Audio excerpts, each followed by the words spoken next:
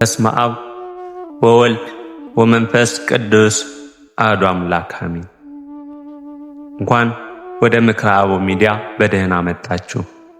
በዚህ መንፈሳዊ ቻናል የሚቀርቡ መንፈሳዊ መርሃ ግብራትን ላይክ፣ ሰብስክራይብ እንዲሁም ሼር በማድረግ ዘወትር አገልግሎቱን እንድትከታተሉ በእግዚአብሔር ስም እንጠይቃለን። ከዚህ በመቀጠል የኤማውስ መንገደኞችን ታሪክ እናስደምጣለን።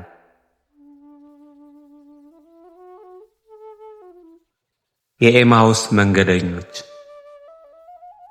ከኢየሩሳሌም 60 ምዕራፍ የሚርቀው ወደ ኤማውስ መንደር ጸጥ ባለው አሸዋማ በረሃ ረጅሙን መንገድ ተያይዘውታል። የበረሃው ወበቅ ሲያዩት ወደ ላይ እየተምዘገዘገ ውልብ እያለ ሲወጣ ይታያል። 60 ምዕራፍ እንደተጓዙ ያላስተዋሉት ሶስተኛ ሰው ተቀላቀላቸው። ይህ ሶስተኛ ሰው ድንገትም እንዲየጠወለጋችሁ ስትሄዱ እርስ በርስ የምትነጋገሯቸው እነዚህ ነገሮች ምንድናቸው ሲል ጠየቃቸው። በንግግሩ እጅጉን ተገርመው ከሁለቱ አንዱ ቀለዮጳ ፈጠን በማለት አንተ በኢየሩሳሌም እንግዳ ሆነ ለብቻ ትኖራለህን? በእነዚህ ቀኖች በዚያው የሆነውን ነገር አታውቅምን? ብሎ ጠየቀው። ሰውየውም ምንም እንዳልሰማ በመሆን ይህ ነገር ምንድነው አላቸው። ከወዴት ሀገር የመጣ እንግዳ ይሆን ሲሉ አሰቡና እንዲህ አሉት። በእግዚአብሔርና በሕዝቡ ሁሉ ፊት በሥራና በቃል ብርቱ ነቢይ ስለነበረው ስለ ናዝሬቱ ስለ ኢየሱስ እርሱንም የካህናት አለቆችና መኳንንቶቻችን ለሞት ፍርድ እንዴት አሳልፈው እንደሰጡትና እንዴት እንደሰቀሉት አንድ በአንድ ከልባቸው በማዘን አወሩለት።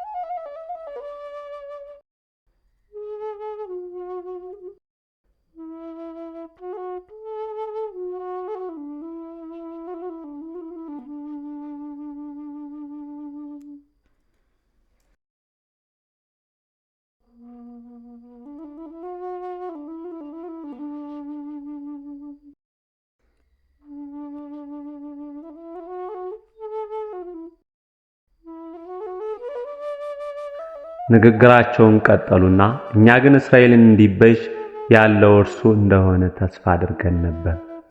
ደግሞም ከዚህ ሁሉ ጋር ይህ ከሆነ ዛሬ 3ኛው ቀን ነው። አስቀድሞ እንደሚነሳ የነገራቸው ቢሆንም አሁን ግን ሞቶ ከተቀበረ 3 ቀን እንደሞላው ነገሩት። ይህም ሰው ንግግራቸው በጽሞና ያዳምጣቸው ነበር። በእስራኤል ሁሉ የሞቱ ወሬ ተናፍሶ እነርሱም ተስፋ ቆርጠው ወደ መንደራቸው ኤማውስ እየተጓዙ ነው። ነገር ግን ደግሞ የዛሬው የሴቶች ወሬ አጠራጥሯቸው ቀጠል አድርገው አሁን ደግሞ ያስገረመናል። ከኛ መካከል ማልደው ከመቃብሩ ዘንድ ሄዱ ሴቶች ስጋውን ባጡት ጊዜ ተነስቷል፣ በዚያ የለም አሉ። ግራ በተጋባ በሰከነ ድምፅ ደግሞም ሴቶች ስጋውን ባጡ ጊዜ ሕያው ነው፣ እርሱ ተነስቷል የሚል የመላእክትን ራእይ ደግሞ አየን ሲሉ መጥተው ነግረውን ነበር አሉት። ከኛም ጋር ከነበሩት እነ ጴጥሮስ ወደ መቃብር ፈጥነው ሄደው ሴቶች እንደተናገሩት አጥተውታል፣ እርሱን ከመቃብር አላዩትም አሉት ድካም በተላበሰ አንደበት። የልባቸውን መዛል የተመለከተው በጸጥታ ታሪኩን ያዳምጥ የነበረው ሰው እናንተ የማታስተውሉ ነቢያትም የተናገሩትንም ሁሉ ልባችሁ ከማመን የዘገየ ክርስቶስ ይህን መከራ ይቀበል ዘንድና ወደ ክብሩ ይገባ ዘንድ ይገባው የለምን አላቸው። ከሙሴና ከነቢያት ጀምሮ ስለ እርሱ በመጽሐፍ የተነገረውን እየተረጎመላቸው ሲጓዙ ማምሻውን ከመንደራቸው ኤማውስ ደረሱ። ማንነቱን ያልተረዱት በቃሉ ብርታት የተማረኩት የሩቅ ተጓዥ መንገደኛ ስለመሰላቸው አብሯቸው ያድር ዘንድ ግድ አሉት። ማታ ቀርቧልና ቀኑም ሊመሽ ጀምሯልና እባክህ ከእኛ ጋር እደር አሉት በሚማጸን ንግግር። እሱም ቃላቸውን ተቀብሎ ከቤታቸው ገባና አብሯቸው በማዕድ ተቀመጠ። እንጀራንም ባርኮ ሰጣቸው። ተከፍተው የሚያዩ ዓይኖቻቸው ተከፈቱ። እሱን አዩት፣ ያውቁታል። ረጅሙን መንገድ አብሯቸው የተጓዘው ንግግሩ ልባቸውን ያቀለጠው የነበረው ከሞት የተነሳው እርሱ የናዝሬቱ ኢየሱስ ነው። እርሱም ከእነርሱ ተሰወረ። እነዚህ ሁለቱ መንገደኞች ሉቃስና ቀለዮጳ በደስታ ሰከሩ። ጊዜ ሳያባክኑ በፍጥነት ወደ መጡበት ወደ ኢየሩሳሌም ተመልሰው ሮጡ።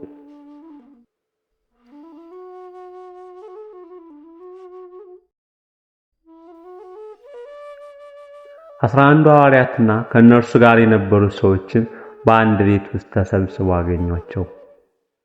ሉቃስና ቀለዮጳ በመንገድ የሆነውን እንጀራውንም በቆረሰ ጊዜ እንዴት እንደታወቀላቸው ተረኩላቸው። ተነስቷል፣ ተነስቷል፣ ጌታ በእውነት ተነስቷል፣ በደስታ ሲቃ ምስራቹን አበሰሯቸው።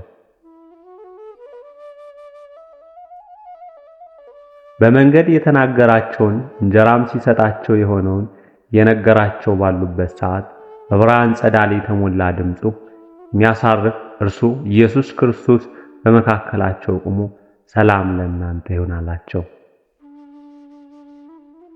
ምትሃት ያዩ መንፈስም ያዩ መስሏቸው ፈሩ፣ ደነገጡ። በእርግጥ ይህ ጌታችንና መድኃኒታችን ኢየሱስ ክርስቶስ ነው። እርሱም ስለምን ትደነግጣላችሁ? ስለምንስ ሐሳብ በልባችሁ ይነሳል? እኔ ነኝ፣ አትፍሩ፣ አትደንግጡ። በእኔ እንደምታዩት መንፈስ ሥጋና አጥንት የለውምና እኔ እንደሆንኩ ታምኑ ዘንድ እጆችንና እግሮችን እዩ ዳስሱም በማለት አረጋጋቸው። ይህም ብሎ እጆቹንና እግሮቹን አሳያቸው። የዓለም ቤዛ የሆነው መድኃኒታችን ኢየሱስ ክርስቶስን አዩት፣ ተነስቷል። ደስታቸው እጥፍ ሆኖ በዓይናችን ያዩትም ማመን ቸገራቸው። ልባቸውን ያወቀው አምላክም እምነታቸው ሙሉ እንዳልሆነ ተመልክቶ በዚች አንዳች የሚበላ አላችሁን አላቸው። የተጠበሰ ዓሣ ቁራጭና የማር ወለላ አቀረቡለት። እምነታቸው ይሞላ ዘንድ ዛሬም እንደቀድሞ በመሃላቸው ተመገበ።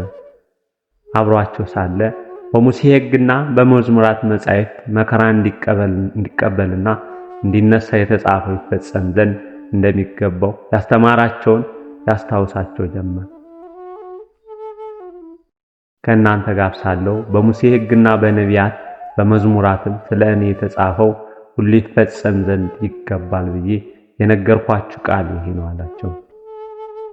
በዚያን ጊዜ መጻሕፍትን ያስተውሉ ዘንድ አእምሮአቸው ከተከፈተላቸው እንዲህም አላቸው፣ ክርስቶስ መከራ ይቀበላል፣ በሦስተኛውም ቀን ከሙታን ይነሳል፣ በስሙም ንስሐና የኃጢአት ስርየት ከኢየሩሳሌም ጀምሮ በአሕዛብ ሁሉ ይሰበካል ተብሎ እንዲሁ ተጽፏል። እናንተም ለዚህ ምስክሮች ናችሁ አላቸው። ሰላም ለእናንተ ይሁን። ሉቃስ ወንጌል ምዕራፍ 24 ከቁጥር 36 እንደተጻፈው።